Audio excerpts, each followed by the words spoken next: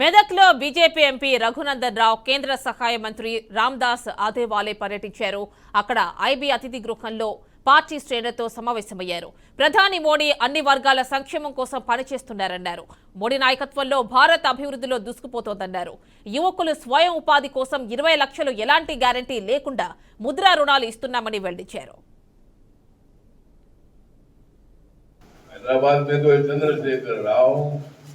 मेडक के एमपी बन गए हैं। आप सब लोग पत्रकार इधर आए हैं और एक मुद्दा रह गया कि जम्मू कश्मीर में 370 आर्टिकल हटाने के बाद वहाँ कुछ हमले हुए, लेकिन वहाँ टूरिस्ट जो है 2 करोड़ 11 लाख टूरिस्ट अभी 1-2 साल में वहाँ फॉरेनर की भी संख्या बढ़ी है। बोले तो श्रीनगर जाने के लिए और कश्मीर जाने के लोग डरते थे।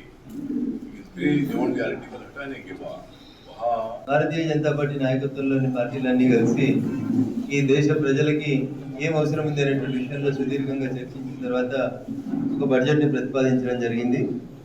కాంగ్రెస్ పార్టీ రాష్ట్ర ముఖ్యమంత్రి ఆరోపిస్తున్నట్టు తెలంగాణకి ఏం రాలేదు, గాడిద గుడ్డు వచ్చిందని ఆయన మాట్లాడుతూ ఉన్నాడంటే ఆయన చదువుకున్నది 7వ తరగతి, ఆయన చేసే పని గోడలకేసే సున్నం కాబట్టి అట్లాంటి వాళ్ళకి బడ్జెట్ అర్థం కాదు. కొంచెం చదువుకున్న వాళ్ళని పక్కన పెట్టుకొని చూస్తే బడ్జెట్ ఏమొచ్చింది అనేది కనబడుతుంది. ఇందాక గౌరవనీయులు కేంద్ర మంత్రి గారు చాలా స్పష్టంగా తెలంగాణ రాష్ట్రానికి ఏ పథకంలో ఎన్ని పైసలు వచ్చినాయి అనేది విడమర్చి చెప్పడం జరిగింది.